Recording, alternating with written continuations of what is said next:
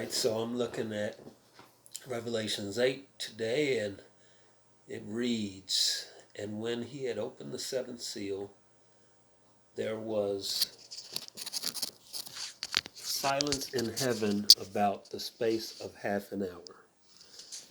And to me, that silence means something because, we've opened up the first six seals, and now here's the seventh seal, and now there's no worshiping and, for lack of better words, noise and stuff going on.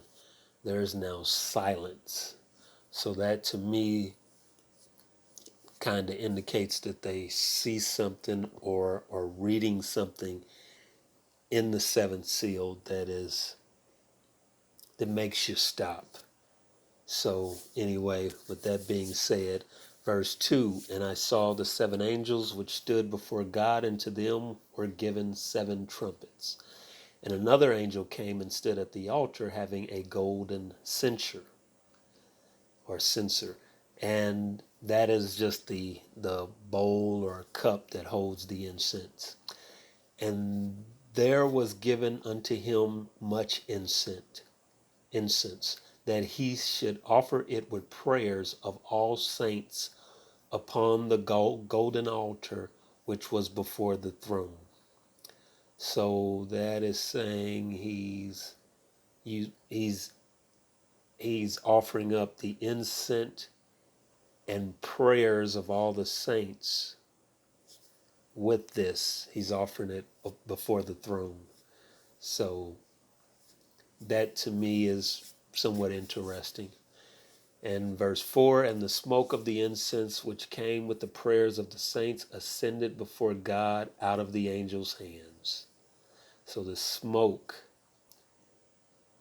with the prayers of the saints that was just mentioned ascended up before God out of the angels' hands.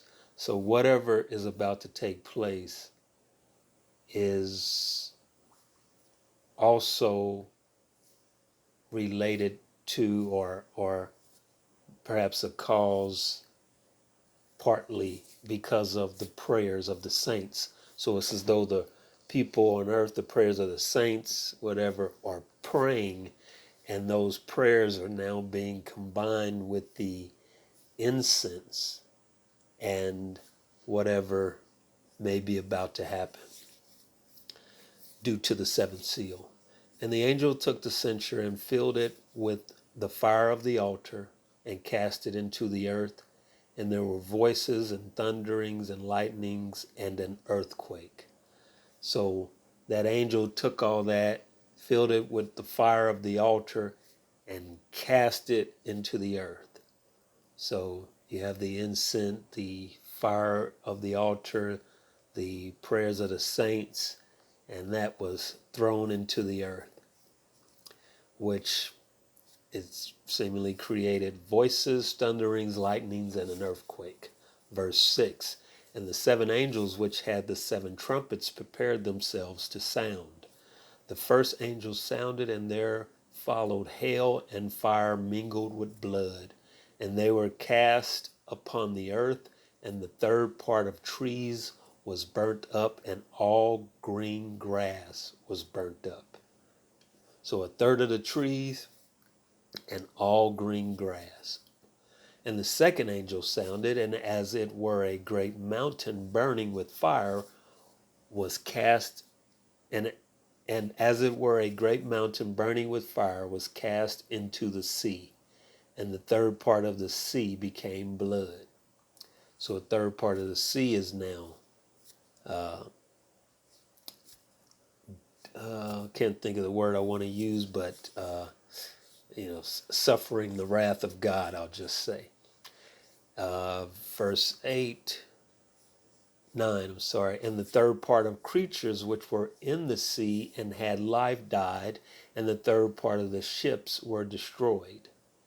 And the third angel sounded, and there fell a great star from heaven, burning as it were a lamp, and it fell upon the third part of the rivers and upon the fountains of waters.